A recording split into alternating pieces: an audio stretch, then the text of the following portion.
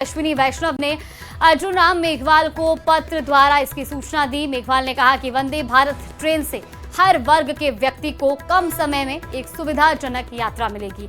मंत्री मेघवाल ने इस अवसर पर सभी बीकानेर वासियों को भी बधाई दी। तो ये बड़ी खबर आपको बीकानेर से बता रहे हैं, जहां आपको बता दें कि अब नई वंदे भारत ट्रेन के परिचालन को स्वीकृति मिली है और इसी के साथ अब दिल्ली से बीकानेर के लिए वंदे भारत की ट्रेन चलाई जाएगी, जिससे यात्रियों को एक सुगम सफर मिलेगा। और आपको बता दें कि केंद्रीय कानून मंत्री अर्जुन राम मेघवाल ने रेल मंत्री अश्विनी वैष्णव का आभार भी जताया है। रेल मंत्री ने अर्जुन राम मेघवाल को पत्र के द्वारा सूचना दी थी। तो वहीं आपको बता दें कि अर्जुन राम मेघवाल ने इसके बाद कहा कि वंदे भारत ट्रेन से हर वर्ग के व्यक्ति को कम समय में एक सुविधाजनक यात्रा मिलेगी। मंत्री मेघवाल ने इस अवसर पर सभी बीकानेर वासियों को बधाई भी दी है, क्योंकि अब दिल्ली से बीकानेर का सफर और आसान होगा। तो वहीं बिजली निगम की ओर से उपभोक्ताओं के घरों में लगाए जा रहे स्मार्ट मीटरों के विरोध में आज झुंझुनू जिला बंद है। स्मार्ट मीटर हटाओ संघर्ष समिति की ओर से बंद का आह्वान किया गया था, जिसका असर भी देखने को मिल रहा है। बंद के दौरान व्यापारियों ने खुद ही अपने प्रतिष्ठान बंद रखे हैं, तो वहीं सब्जी मंडियां भी नहीं खुली हैं। बस यूनियन, व्यापारिक संगठन, निजी संस्थान ने बंद को समर्थन दिया है। निजी बस एसोसिएशन ने भी बसें नहीं चलाने का निर्णय लिया है। जिले में चलने वाली करीब 550 से अधिक ग्रामीण रूटों की बसें बंद हैं। दोपहर 1 बजे मुख्यमंत्री के नाम ज्ञापन भी सौंपा जाएगा। तो स्मार्ट मीटर को लेकर के जो अब एक विरोध है, वो अब बड़े स्तर पर भी देखने को मिल रहा है। झुंझुनू की तस्वीरें आपको दिखा रही हैं, जहां आज बंद का आह्वान किया गया था और इसका असर भी अब ग्राउंड जीरो पर दिखाई दे रहा है। बस यूनियन, व्यापारिक संगठनों ने भी बंद को अपना समर्थन दिया है। आज स्मार्ट मीटर के विरोध में हम झुंझुनू का जिला बंद करने का आज घोषणा की थी। इसमें झुंझुनू जिले के 36 कस्बे शहर बंद है। उनमें पूर्णतया टैक्सी यूनियन, सब्जी मंडी, प्राइवेट स्कूलें और प्राइवेट बसें, ये सारी की सारी आज बंद है और लोगों में इसका भारी रोष है।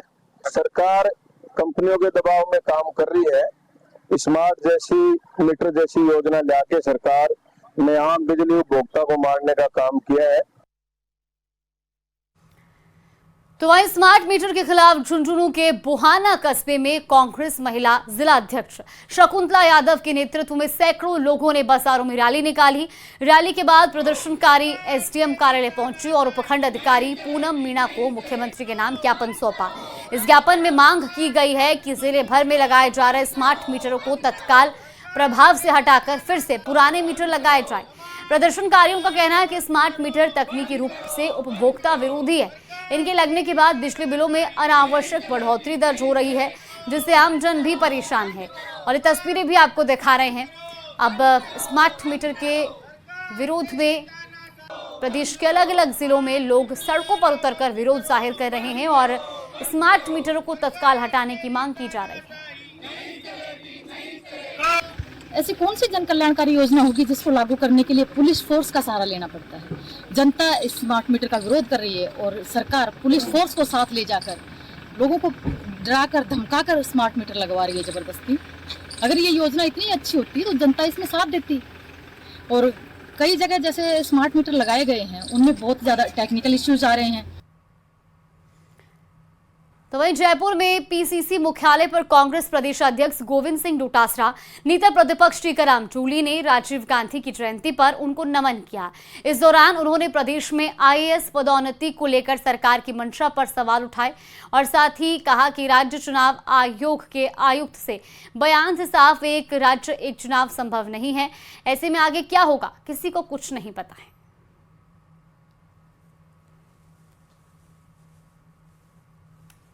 देखा होगा कि एक आईएएस की लिस्ट आई है, एक पर्ची आ गई कि इन 4 को करना है। इन्होंने यही नहीं देखा कि भाई जो 18 लोग थे उसमें से और भी एससी, एसटी, ओबीसी, माइनॉरिटी के लोग थे, वो भी योग्य होंगे।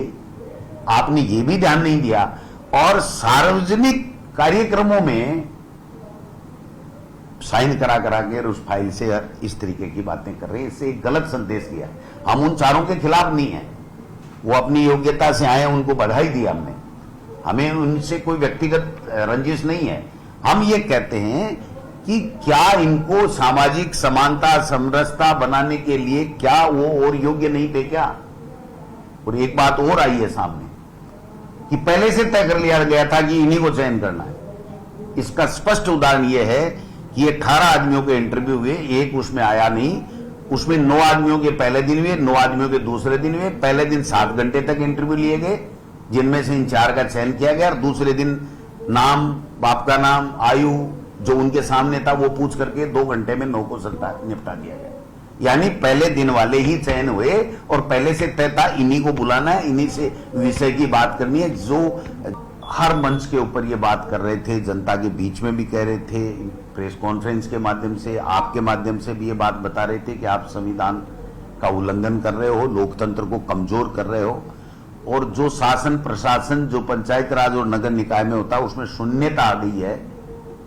और हद ही हो गई जब पूरी की पूरी तरीके से उन्होंने संविधान का उल्लंघन चालू कर दिया।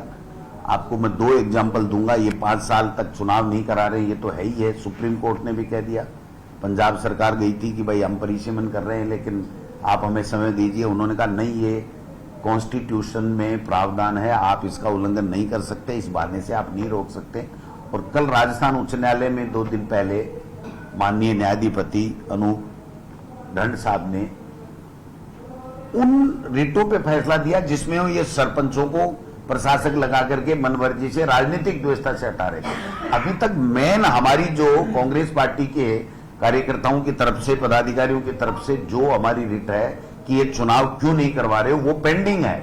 लेकिन माननीय न्यायाधिपति ने ये कहा है अपने उच्च न्यायालय के फैसले में, अपने फैसले में, कि भारत के निर्वाचन आयोग को और राजस्थान के चुनाव आयुक्त को, इनको दोनों को, कमीशन को, उनको भेजनी चाहिए और जांच होनी चाहिए कि ये 5 साल पहले वोटर लिस्ट तैयार करके इन्होंने पूरी प्रक्रिया करके और 5 साल के अंदर अंदर दोबारा चुनाव करके इस लोकतंत्र को बहाल कैसे नहीं किया। राजस्थान हाई कोर्ट ने पंचायत चुनाव में हो रही देरी पर सख्त टिप्पणी की है।